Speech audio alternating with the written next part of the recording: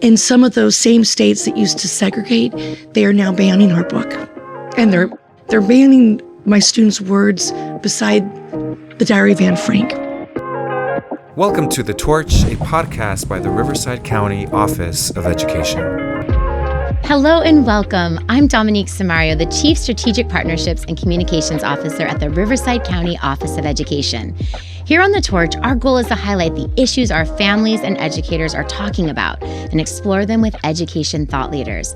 That's where our guest comes in. It's an honor to welcome Erin Gruwell, a visionary educator, activist, and the founder of the Freedom Writers Foundation. Her groundbreaking work with a group of high school students in Long Beach not only transformed lives, but redefined what it means to teach, to lead, and to believe in potential others overlook. Today, we have an opportunity to go deeper into her why, her how, and her enduring hope for what education can be. Erin, welcome to The Torch. I have chills and we just started. Okay, yay. It's only going to get better. We are truly so honored to have you here. And I mean that in the most sincere way. So excited to hear, like we said, about your why, but even maybe more importantly, all the work you're currently doing in the education space to transform the way that we work with our students. So thank you again for being here. Well, I want to say thank you to you because we have become partners. And it's almost like this Wonder Twin Powers activate with the foundation that I run with the Freedom Writers and Riverside County of Ed, of us coming together and really trying to empower educators and the vulnerable youth they serve. So I feel like I'm at home, even though I'm in your home, but I love that our partnership is thriving and trying to make a difference. No, this is certainly your home too. So I am so excited for this conversation with you. And, you know, when we talk about it and there's kind of all this buildup, right? And I know there are so many people listening in who will know your story or think, you know, they know a lot of your story. You wrote a book. It was turned into a movie. You've met so many people throughout the world. It's just the most powerful journey that you have been on. But for those who maybe don't know all the background, do you think you can lead us up? I don't expect you to tell us from, 0 to 100, right? But do you think you could tell us a little bit about what inspired you to go into teaching and kind of get us to where you started in Long Beach? Absolutely. I was blessed to have parents who were activists, and I think they were part of all the movements in the 60s of marching and protesting, even burning bras. My dad was a true feminist. So I think that was part of my background as a kid of wanting to humbly serve and wanting to stand up and speak out. And originally I thought I was going to be a lawyer. That was my first trajectory when I went off to college, is maybe I can be an activist in a courtroom and stand in front of a judge and jury. And it wasn't until the Los Angeles riots, after the Rodney King verdict, that I realized I think I can make more of a difference proactively in a classroom than in a courtroom after someone has been accused. So it was a really seismic shift. And ironically, my activist father, it was a hard sell to say I'm no longer going to be a lawyer. I want to be an educator, because the community in which I wanted to teach had really been hit hard by the riots. And from the riots to my first year of teaching, not only was there a lot of devastation, but there was also racial reckonings and a lot of homicides. Wow. So I think in my dad's mind, it's like, I don't want my daughter to be unsafe. But I realized that if I took that same kind of activism feel into the classroom, that it would be a way to give my kids a voice. And I didn't realize that voice would make its way out of room 203, that they would write, that they would tell, that they would share, and ultimately the book that we wrote would be adapted into a film, and that today it's used in classrooms right here in Riverside County, which is amazing, where teachers have valued the stories my students wrote and can hold up the book like a mirror to the students of today. That's amazing. I mean, I love that you didn't necessarily have a plan. I had no plan. Okay. I mean, I'll call it a little bit of a plan. Like, let's give you some credit, but a little bit of a plan. But what you had was the passion. Yes. Right? And it's like, I always think to myself, we have an amazing internship program at the Riverside County Office of Education. We're so honored to have that program thanks to our leadership support. And we often tell people, you don't need to have the whole plan laid out like a playbook, but what you need to have is the passion for what you want to do. And you had that and you just transitioned it into the classroom, right? I did. And it's ironic. I had an imposter complex then, and it has stayed with me. Really? I'm in my third decade of being an educator, and I'm as scared today as I was on that first day. And I keep thinking, when is it going to go away? When am I going to be confident that I know what I'm doing? And maybe that fear and that insecurity is a great motivating factor. Yeah. Because the stakes were as high when I started as they are today. And I'm sad that the world is not in a better place. My Freedom Riders are activists in the namesake of the Freedom Riders, RIDER, of the 1960s, who rode buses to desegregate buses, lunch counters, drinking fountains, and bring people together. And when I look at the fall and I look at what's happening for all of us in Southern California with people wearing dark clothes and dark cars and dark intentions, how the youth of today and their parents, how terrified they are today, in the same way in the 1960s, those activists were afraid of being taken away or lynched or falsely accused. So it's strange that all this time has passed and we made such strides, and I feel like we've gone backwards. And so I'm scared today because the stakes are that much higher. No, gosh, your honesty and vulnerability is so powerful. And I think, that's why each one of us certainly shows up here at, working in education at RCOE. Is that passion to say we're really trying to affect systemic change, right? But with that, we need to show up with vulnerability. Yeah. And I appreciate your honesty about imposter syndrome. That's something, it's amazing. Maybe this is why we connect. I think that's something that I've always felt as well. But using that to motivate us is, something that I think others can connect with. And it's interesting because you were able to get your students to be vulnerable and open, right? And I'm assuming, and maybe you can tell us about this, like, were they guarded? Were they, tell us about, so you show up in the classroom, right? So we show up. Tell us about room 203. Polka dots and pearls. I show up wearing polka dots, pearls. I have my little Coach attaché case. Because what else would you wear to Woodrow Wilson High School in Long Beach? And I have a syllabus with, Shakespeare and sonnets and Homer and the Odyssey and things that they could care less about. Yeah. And the sad thing is that because I didn't have tenure and I didn't have a clue, I had students who didn't like school, and their records and their grades and their reports reflected that. And on my way to the classroom, I stopped by the teacher's lounge, and I wasn't prepared for how toxic it was going to be. Because I had the kids that they had discarded and kids that were marginalized and that were part of this unspoken school to prison pipeline. So as I'm hearing them banter about my kids, I'm realizing they just want to get rid of them. And I realized that for a lot of my kids, they didn't like school, but school was a place where they had food. School was a place where they felt safe for those hours that they weren't dodging bullets. It was a place that a social worker wouldn't come to their house and take them away if they were at home with all of those absences.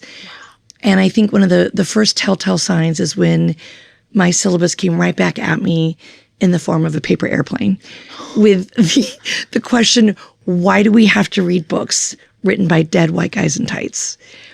And that's real. Like that's real. That came at you. That was the missive, and good for them, because I was just looking at the stories I was taught in my high school or my college and my preparation.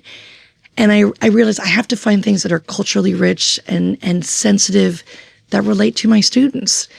And if they can't even identify where Shakespeare is from on a map, then I need to look at Tupac and A Rose in Concrete and figure out, how do I take this poetry of the streets and this poetry from a bard from England and do some kind of mashup. And so I think instantaneously I realized I have to pivot, and I'm maybe a teacher, but I need to be more of a student.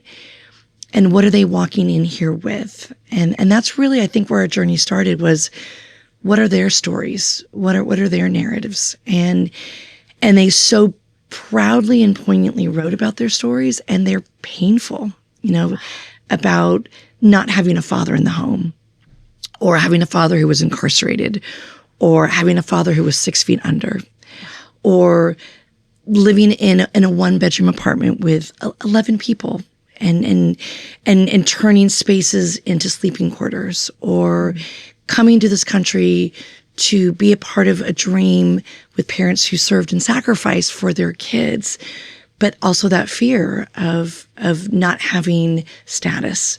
So a lot of those initial stories that I learned were stories that they pushed away, and stories that sometimes felt like they were shame or secrets. And through the writing process, I wanted them to realize that maybe writing can set you free. And maybe through writing, there's other people in this class who've gone through something similar. And so you don't have to feel so alone. Yes. There are so many things that we could unpack from that, but just something that hit me at the very beginning, because you said, I walked in and I got the paper airplane back at me, Yeah. right? I think that maybe many educators get some version of a paper airplane. Yeah. Right? Might not always be directly at them in that way, but they might be getting clues that this isn't connecting. Yeah. Or more importantly, what they really shared was, I don't understand why we need to do this. And that's a valid question for anybody, right? Why do I need to do this? I'm not against it, but I need to know why. What do you think was in you where you could pivot? You said, so I had to pivot. But if a lot of educators are getting the paper airplanes and they aren't all pivoting, what allowed you to do so? It's a great question. I think I had heard the phrase, don't smile till Christmas. And it was basically, don't be vulnerable. And I'm very vulnerable. And being vulnerable can be very scary, especially when you're confronted with like toxic masculinity. And I had that. I had these big teenagers who had been to more funerals than birthday parties, and who walked through the streets of Long Beach feeling like they had a bullseye on their chest. So my size and my training, and I wasn't from their community, and I was, driving in at the point of every day and trying to learn as much as I can about where's this anger coming from, and why is it easier for you to put up your dukes rather than pick up a pen. So I think my vulnerability actually ended up being my salvation. Oh, that's amazing. And at some point it allowed my students also to be vulnerable. And I love that we use the term now, safe space. I didn't know that terminology then. I just wanted my students to, for the hour they were in my class, to be able to breathe and validate how the outside world always made them feel that you don't belong. And if we could create a sense of belonging or a sense of family. My students now say they are brothers from other mothers. But before we become family, what are those tenets in a family that make you feel safe and make you feel that you don't have to go through life swinging first and swinging fast? And so I think that was really some of the elementary things I had to do is, before we're going to tackle this story or this book, we really got to get to know each other. That's so powerful. And I think, like you mentioned, it maybe wasn't verbiage that was talked about then. And maybe it's an example of some progress that we're having. They even say in the workplace, like psychological safety for your team members, right? Yeah. Like, will I be okay if I bring something up? And so that's so beautiful that you were able to do that well before it was sort of any trend or in the cosmos around you, and that you sense that. And I want to keep kind of telling that story, but also provide practical tips and tricks for educators now. What are some ways that they can create safe spaces nowadays in their classrooms? That's a great question. Since I'm still teaching, I love what I call social engineering. I love looking at comfort zones and dismantling them. Oh. And I do that deliberately. People come in, and if given their choice, they're going to sit by someone who looks like them, talks like them, comes from their clique or their community, and changing that up. So I'm really cognizant of constantly changing where kids are sitting and doing a lot of collaborative groups so that they're working together and hearing other voices and other stories. So I learned that. I didn't learn that in academia. I now teach that when I teach teachers of how we can be more cognizant of moving the space and making the space work for us. Got it. It takes more work, but I think it's really important. I think also understanding what they gravitate towards. And I am certainly not a pop culture aficionado, but understanding what they lean into for pop culture, what they're listening to, watching, what's on their gadget, because I could take those stories from a show or video game and I can infuse that into the stories that I'm teaching. So I was constantly just listening. Okay, what's the big game of the week? Who is the rapper of the moment? Who is the movie star of the moment, or the Marvel character? And all of that stuff became the metaphors and the analogies that I would use to kind of juxtapose to the poem or the short story or the novel. And I was constantly trying to always have that metaphor that made it feel relevant of the now.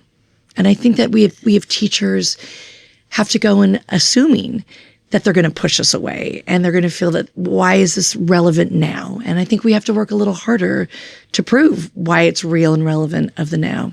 That's so good. And at the core of so much of that, even the moving of the seats and creating different spaces, that's to create new connections, right? Between maybe your students. And then when you're learning and becoming, hey, way hipper, like, let's be real, you're way hipper, I'm sure, by listening to our students, right? But you're creating a connection opportunity as the educator with your students, right? But also being self-aware enough to know that I'm not hip.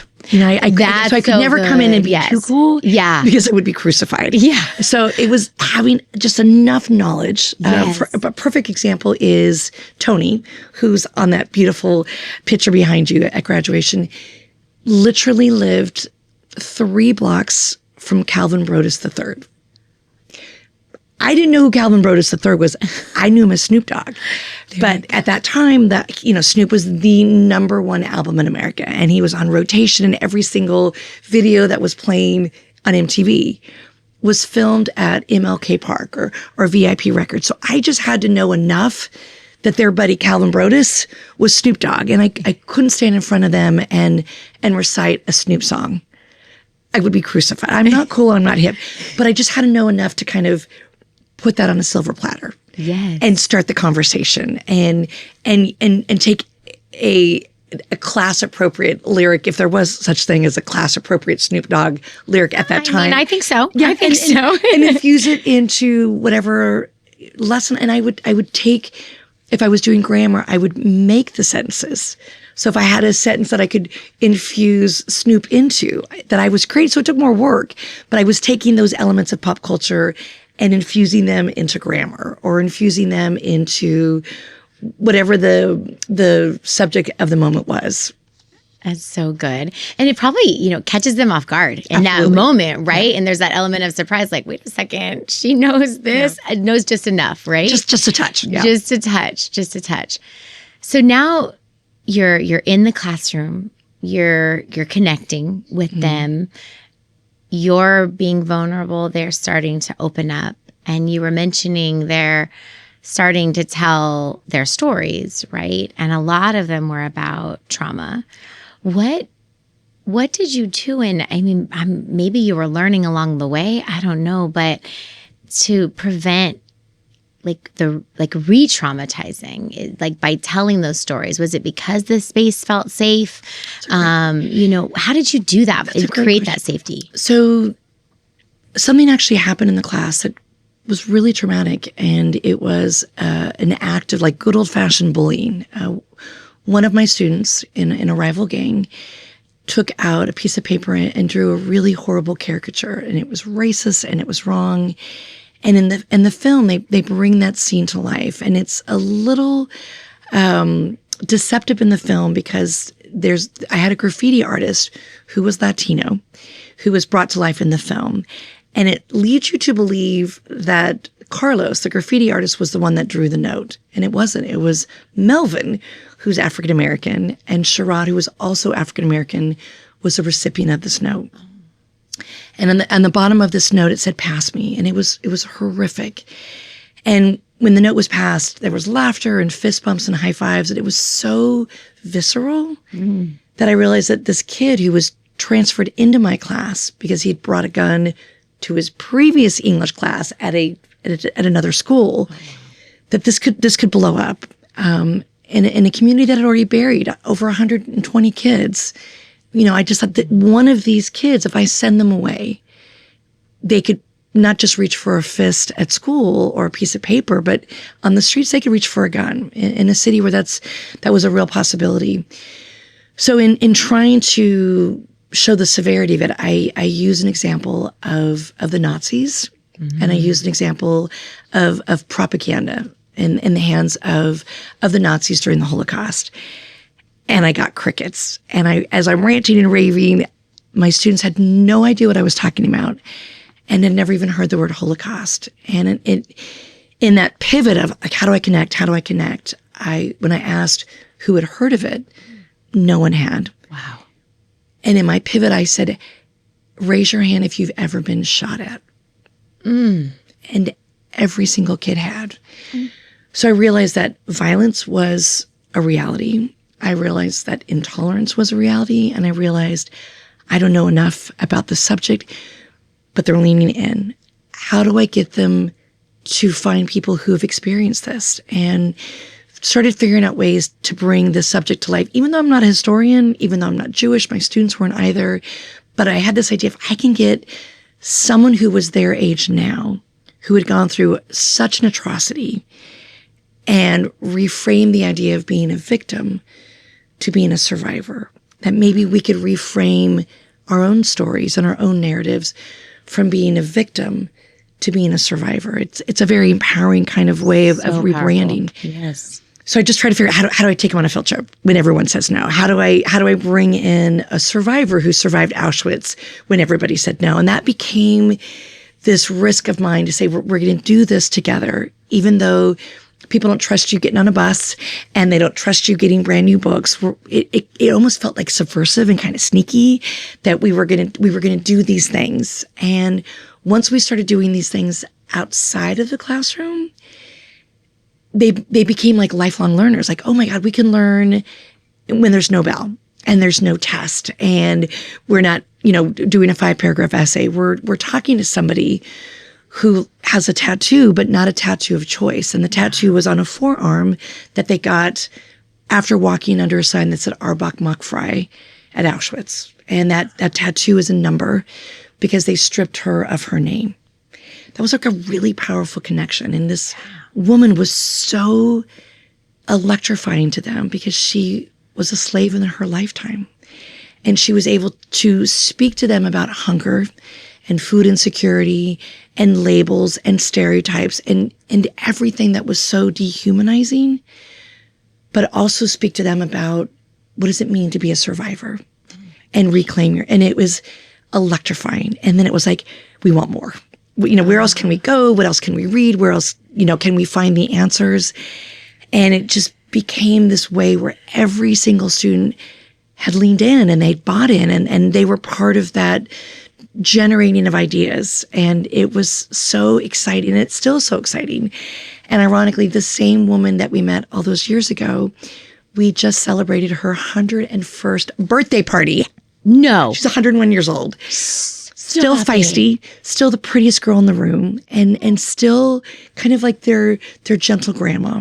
And so to have her be with us for over 30 years, it's unbelievable that she committed to us and was able to help us find other storytellers from really difficult circumstances. And they all had that survival element of taking their story of being a foster kid or their struggles with addiction and figuring out how do we get that chip and count new birthdays when we have sobriety? How do we, as a foster kid, learn that family can be what we make? And so those really early lessons weren't from me. It was from this Holocaust survivor who became their teacher, and then in turn taught them, you also can be a teacher. And you could be a teacher on the bus, or you could be a teacher with your little brother and sister, or you could be a teacher with your aunts and uncles, or you could be a teacher to whomever. And my students started embracing that, and they started teaching people that weren't in my class and that were in their home or in their gang. And they got to problem solve, like, how do we get out of this gang? And how as a family can we be a little bit more functional? So they, to this day, are the best teachers I know. And I do want to talk about the Freedom Riders now, because there's likely few greater testaments to the work that you did, which is just so impressive. But something that's interesting is you talked about this idea that you thought outside the box, but that wasn't the norm. Maybe it wasn't even well received by some. And maybe your like activist kind of background said, I'm not going to let that stop me. Right? Why do you think there's pushback though? You know, like if you have this great idea and then you start to see the change that's coming from it, like, why do you think you have that? But do you think there's still ways that we should be thinking outside the box today? Absolutely. And I think in retrospect, I think that there were certain institutions that I put on a pedestal. And I do believe that with the law, and I do believe that with education. Yeah. And then my students talked about, well, you know, the color of justice sometimes is green. Mm-hmm. And so the law for you, Miss G, is going to be really different than the law for us. If you can afford a lawyer, it might be more favorable. If we're getting a public defender, it's not going to be. Or if they are going to prejudge us based on our economics, the color of our skin. So I realized that this thing that I put on a pedestal, law, it's not equal and fair and noble for everyone. Mm-hmm. In the institution of education, I thought it was based 100% on meritocracy. And when I realized that kids were labeled, when I realized that teachers were toxic, when I realized that there was like racism, and I couldn't even fathom the idea of racism in the halls of academia because I thought it was a pure place. Mm-hmm. So I think for me, when I realized that these institutions that I thought were so pure sometimes weren't, I think that made me much more of an activist because I wanted things to be fair, and I believe in things being just. And so it almost became like plausible deniability. We're going to do these things, but maybe we do them at night. Maybe we do it on a weekend. Maybe I have to get an extra job or two to afford this book. And it became bigger than me. I found myself at one point having extra jobs and scheming and plotting how to get extra help and all of that. But I knew at the end that it was so much bigger than all of us, that these opportunities of ownership of a book or going to another place or having dignity and respect given to them was so important. I didn't know how to quantify it. I just knew that once they had it, it felt good. And it was addictive, and I think we wanted more. And so speaking of the more and the drive and the desire that you really helped, maybe not create in them, it was there, right? But you allowed it to come out, right? Tell me a little bit, because I feel like we could talk truly forever, and it's such a joy. Tell me about your connection with those students today and how they're doing, because I would argue that the impact they are having now, I mean, you sparked that in them. You kind of ignited the fire that was there and let it just completely flourish. Tell me what your Freedom Riders are doing today. So Room 203 became a home, and they became brothers and sisters, and family was like our mantra.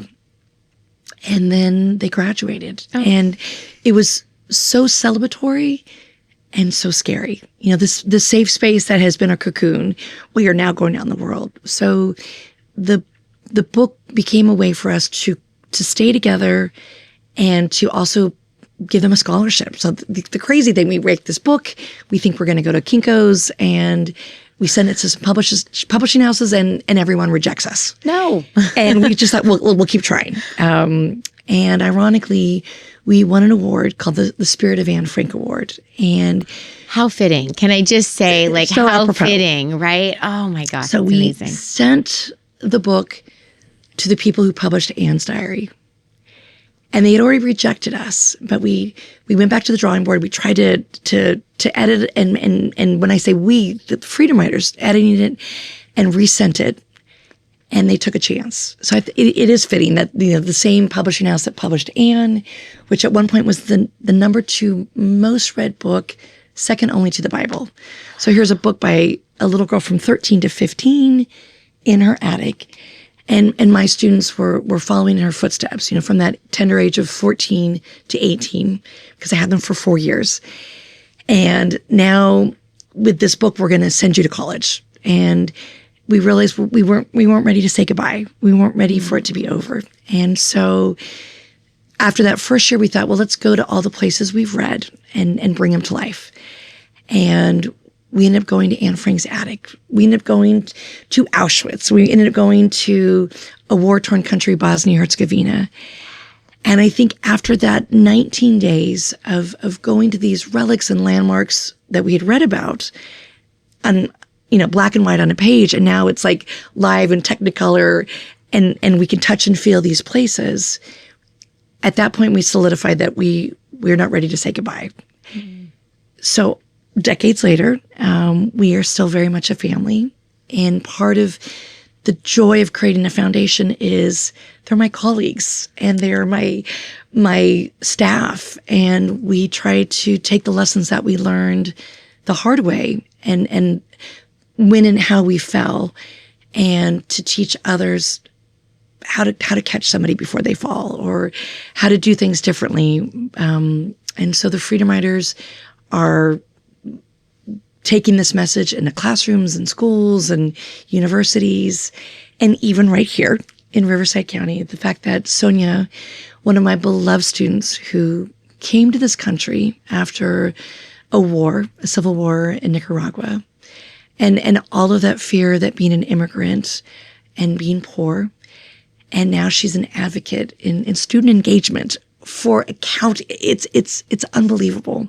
So I love that something that often was something that might have held them down is what's given them freedom and flight. And so Sonia gets to talk to other parents with dignity and respect in their language, to pay honor and homage to the sacrifices that their ancestors made for them to be here. And I'm so proud of her, and I'm so proud of the Freedom Writers taking those moments of their own stories and working with foster youth, working with young people who are incarcerated, working with kids who are sent to the principal way too much. So that's kind of our lane. We often say the naughtier the better. Like put us in with those kids. So those are the kids that we want to connect with, and that's what they're doing today. Well, I'm so grateful to call Sonia a colleague. So here at the Riverside County Office of Education, it's such a joy, and we actually are so grateful for the work that your Freedom Writers Foundation is doing with your summer institutes and partnering to be able to send Riverside County teachers to the institute. What's the goal of the institute? Like the work that you're doing now when you're going to speak at places, holding these institutes, I find you and you're like, oh, I'm in this country. I'm like, come on, where are you not? Like, help me. You're so cool. You are hipper than you think. I'm just going to say that. But, you're still doing this work, right? And the institutes and the Freedom Writers are going there with you. What are you trying to instill in our educators today? That's a great question. I want to still align that one of my Freedom Writers used, the urgency of now. And things aren't right.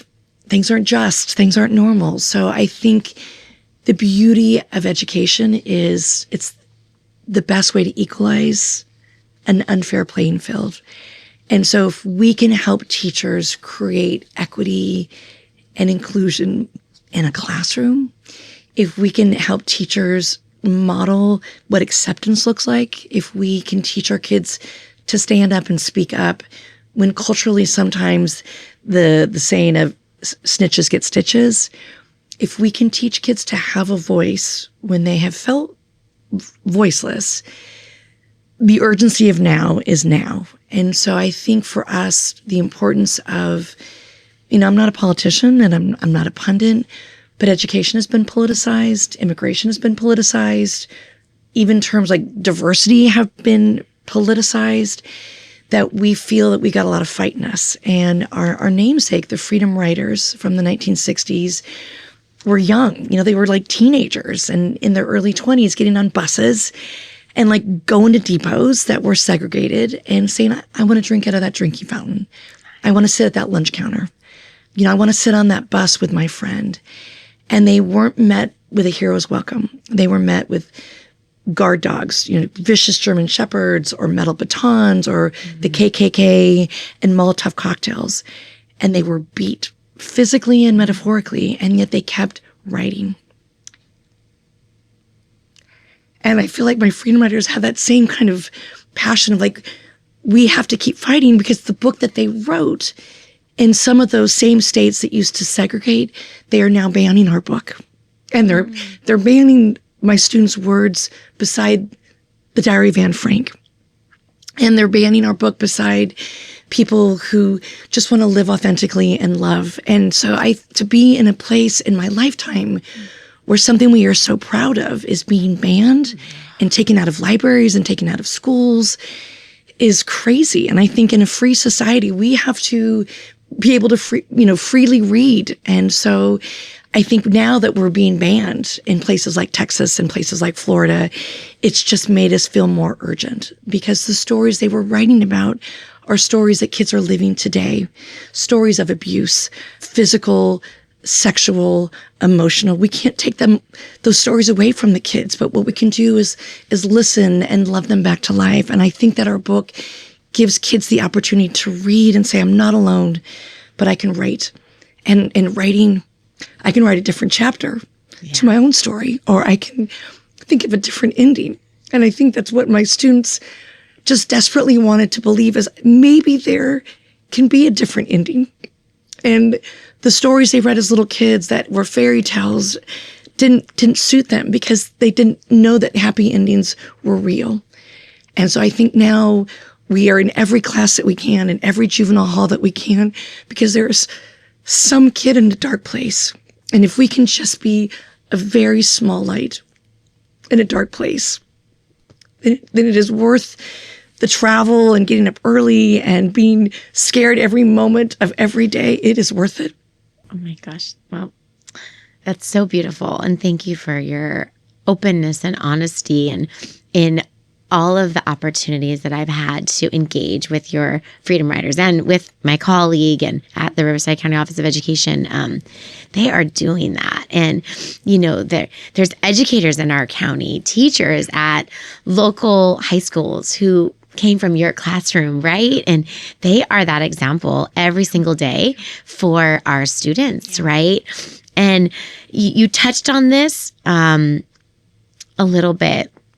You had said, I finally realized that education is the key. It's the ticket to freedom. Do you still believe that? Absolutely. And I think that's why I'm still hopeful and optimistic and passionate that things have to get better. They have to. And if it's not perfect everywhere, maybe it could be perfect in our little classroom, or it could be perfect in a hallway.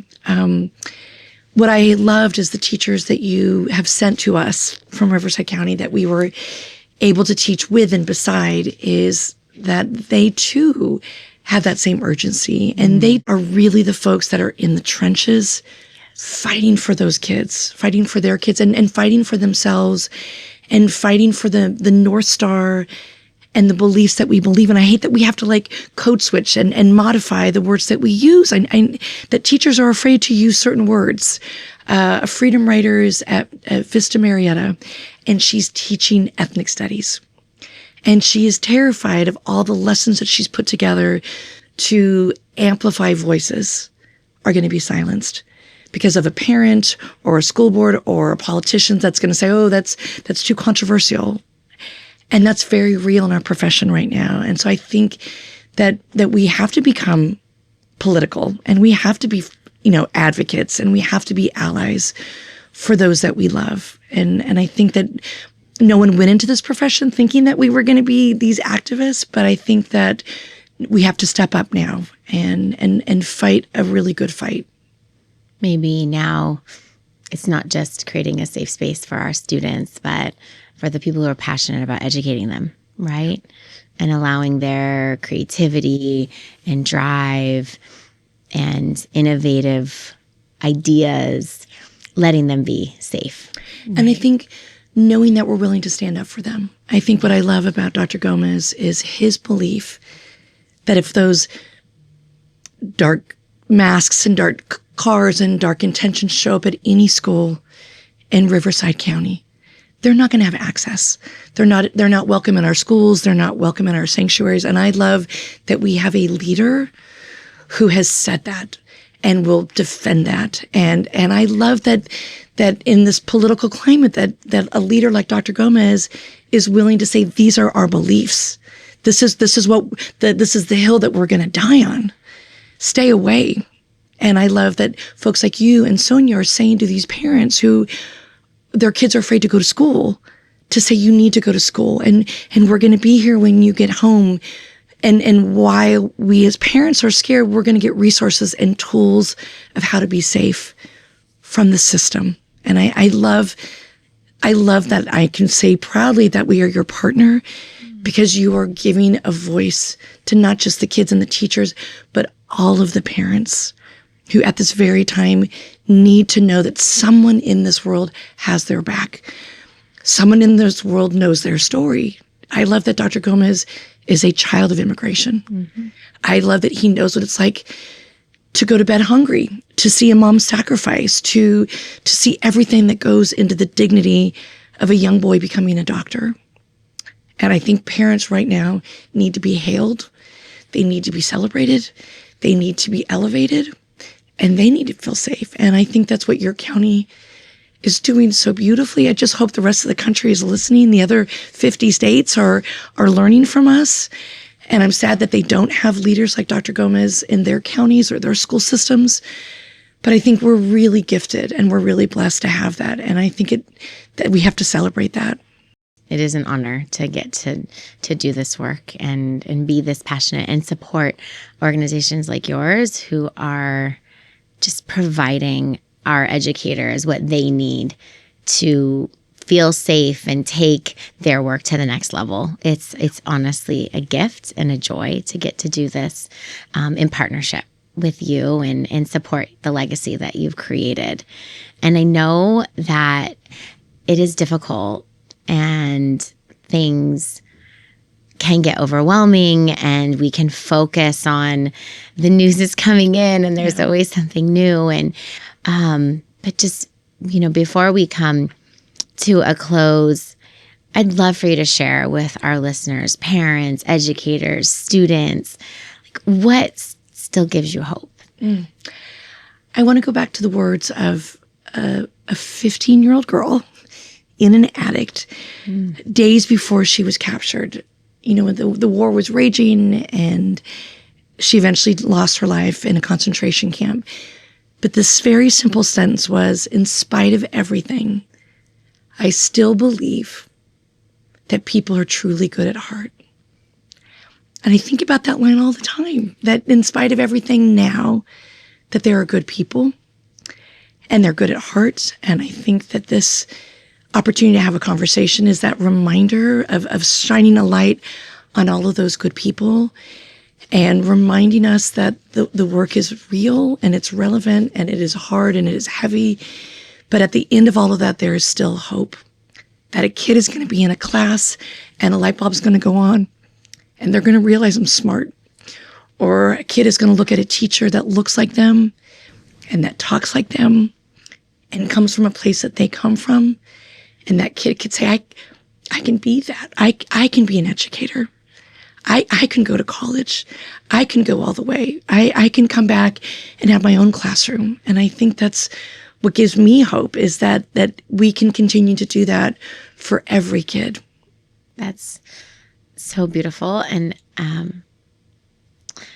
I don't want to end there though, because there's something that we do in every one of our shows. Okay. And for a second I thought, no, there's nothing that could be more beautiful. But I do want to ask you these questions because I think that your responses can inspire the people listening. No pressure. I mean, now that I've just thrown that out there, but now that I'm doing the ugly Kim yeah, I know. I'm cry. like, okay. Let's just wipe these tears. All right. But so the show is called The Torch in honor of our logo at the Riverside County Office of Education. And so at the end, we do something called like the fire round. So it's kind of like these quick questions. Okay. And I give you no heads up about this. Okay, so I love it. This is real. This is real, but I have no doubt that you can take this on. The first two questions we ask every guest, and the third is specific to you. I think that people will want to hear your responses. Absolutely. So the first one is, who was one of the most impactful teachers or educational influences in your life? My dad. My dad's not with us anymore, but my dad was a professional baseball player, and he always bragged that he named me after Hank Aaron. And I got to meet Hank Aaron. And Hank Aaron was one of those ball players who helped integrate baseball. He got to leave the Negro League and come into professional baseball, and it was hard. And he's hammering Hank, but I love that my namesake comes from someone who left it all in the field. So I think my dad taught me a lot about being an activist and doing things with purpose and intention. And he gave me these pearls thinking I would wear them into a courtroom as a lawyer. So I wear them every day so that he's with me. Oh, that's amazing. What a legacy. That was a good namesake. Very fitting. What is one of your favorite books? I have to say I'm an avid reader because I'm an English teacher. And I'm embarrassed to say that my favorite book is my student's book. I was hoping you might say that. I'm like, should I say that out loud? Performative, but I'm so in awe of their stories. I'm so in awe of how they wrote like their hair was on fire. I'm so in awe how they're timeless and they're universal. And I get to stand in front of people and we get to read these stories and sit up a little taller. Teachers might, do a sigh because they can't believe the words that they chose or the analogies they chose. So I'm so proud of that. I also did a conference of librarians for the country, and this really angry librarian said that the Freedom Writer's Diary was the most stolen book in the library system.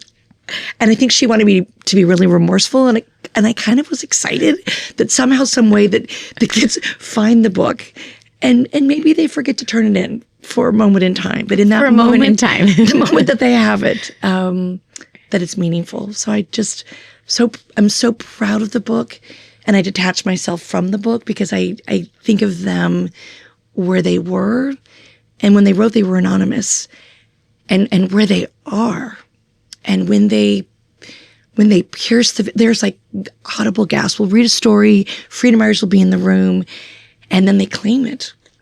And people are like, that's your story. And they, they're picturing a 14-year-old, and freedom writers aren't 14 anymore.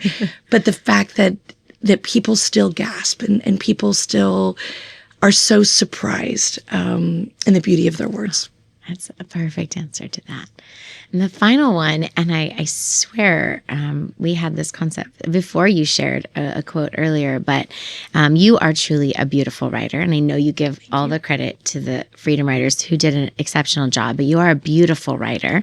And so I was curious if there's a favorite quote that inspires you, or you kind of come back to. I know you shared the one by Anne Frank, and so I feel bad because now I'm going to make you come up with two in one show. But I'll go to the Freedom Writers. We were going to go to Washington, D.C. and give our initial rough draft copy of the book to the then Secretary of Education, which is so ironic that, they were trying to blow up the Department of Ed. But, for us, that was the purest place. Like, we've got these words and we're going to give it to the Secretary of Education, and he could read our book and know what's happening in classrooms. And so they wanted to come up with like a tagline for a little poster that we were gonna hold up. And the tagline that they came up with was, "When diverse worlds come together, ... beauty is inevitable." And I think about the diversity of my class. I think of the power of that word diversity. And I think about our classrooms that are as colorful as a box of crayons. I think that saying has a lot more gravitas now, because I don't want to erase that word from the lexicon. I don't want to erase that sentiment. I don't want to whitewash history. And so the fact that my kids then could see how important and beautiful diversity was, and the different shapes and sizes and colors and hues, I want to keep celebrating shapes and sizes and colors and hues. That's amazing. Thank you so very much for being here, Erin. And more important than being here, thank you for being the inspiration that you are to educators still to this day, to students to this day, to really everyone who has that bit of activist passion, in them as well. It's such an honor to get to witness your work and just sit alongside you. So truly, thank you for everything you are doing for education in the past, but also today, and I know moving forward. And I didn't know I was going to stand and weep before you. sit and weep. But I think it's really important for us to thank people who do the good work. So I just want you to know how humbled I am, and how honored I am, and how much grace you bring to this platform, and how grateful I am to have that grace as a friend and as a colleague and a partner. And so I thank you for being a big thinker and working with people who are big thinkers to allow people like me. I sometimes feel really small, and I feel small around people who have power and can move mountains. And I just thank you for allowing me in my mess right now to feel that I am partnered with the right people who are on the right side of history. Well, the Riverside County Office of Education and myself personally are so grateful to partner with you. Always, always, always.